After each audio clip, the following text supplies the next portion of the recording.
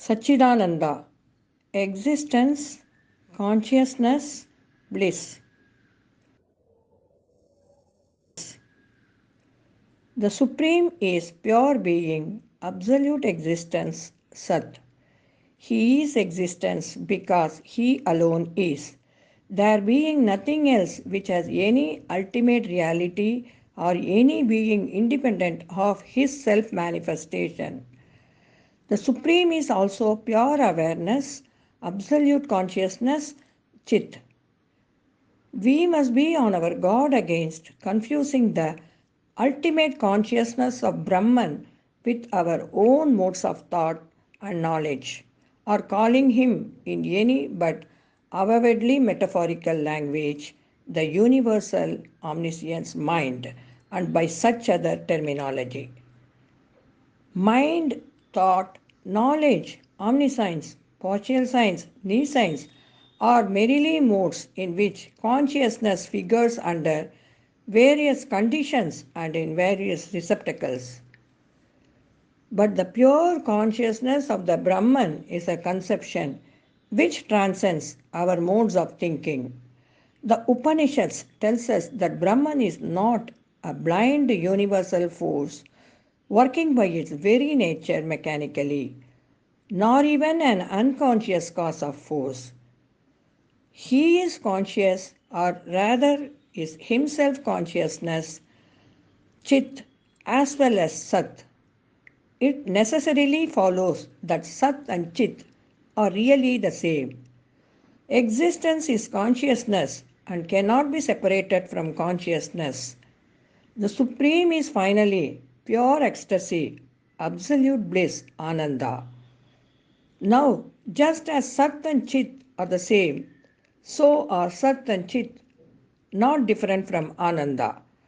Just as existence is consciousness and cannot be separated from consciousness, so conscious existence is bliss and cannot be separated from bliss. I think we feel this even in the very finite existence and cramped consciousness of life on the material plane. Conscious existence, at least, cannot endure without pleasure. Even in the most miserable sentient being, there must be pleasure in existence, though it appears small as a grain of mustard seed. God is Sachchidananda.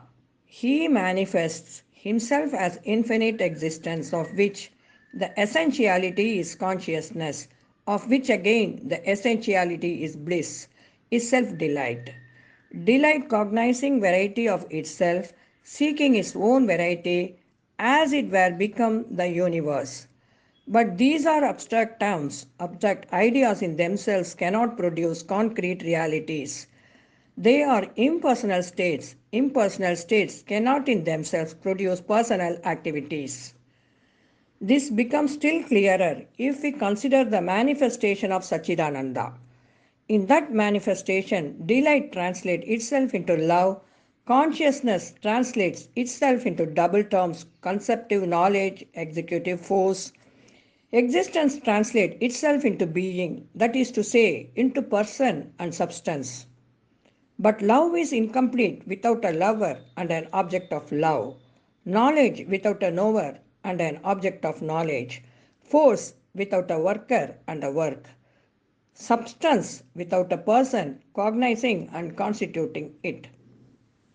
This is because the original terms also are not really impersonal abstractions. In delight of Brahman, there is an enjoyer of delight. In consciousness of Brahman, a conscient. In existence of Brahman, an existent. But the object of Brahman's delight and consciousness and the term and stuff of its existence are itself. In the divine being knowledge, the knower and the known, and therefore necessarily also delight, the enjoyer and the enjoyed are one. This self-awareness and self-delight of Brahman has two modes of its force of consciousness. Its Prakriti or Maya, intensive in self-absorption diffusive in self extension. The intensive mode is proper to the pure and silent Brahman, the diffusive to the active Brahman. It is the diffusion of the self existent in the term and stuff of his own existence that we call the word, the becoming or the perpetual movement. Bhuvanam Jagat. It is Brahman that becomes. What he becomes is also the Brahman. The object of love is the self of the lover. The work is the self-figuration of the worker. Universe is body and is action of the Lord.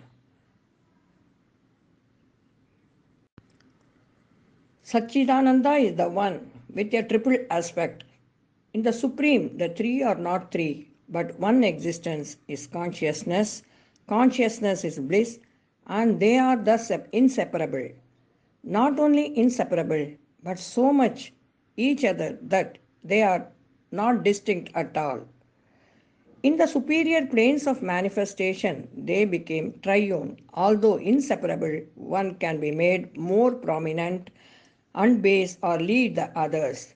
In the lower planes, below, they become separable in appearance, though not in their secret reality, and one can exist phenomenally without the others, so that we become aware of what seems to us an inconscient or a painful existence or a consciousness without ananda. Indeed, without the separation of them in experience, pain and ignorance and falsehood and death and what we call inconscient could not have manifested themselves. There could not have been this evolution of a limited and suffering consciousness out of the universal nescience of matter. Sachchidananda is the manifestation of the higher Purusha, its nature of infinite being. Consciousness, power and bliss is the higher nature. Pari Prakriti, mind, life and body are the lower nature. Apari Prakriti. The state of Sachchidananda is the higher half of universal existence. Paririta, the nature of which is immortality. Amritam, the state of mortal existence in matter is the lower half. Aparirida, the nature of which is death, mrityu. Mind and life in the body are in the state of death because by ignorance they fail to realize Sachchidananda. Realizing perfectly Sachchidananda, they can convert themselves, mind into the nature of the truth, Vijifyana, life into the nature of Chaitanya, body into the nature of Sat, that is, into the pure essence. When this cannot be done perfectly in the body, the soul realizes its true state in other forms of existence or worlds, the sunlit worlds and states of felicity, and returns upon material existence to complete its evolution in the body.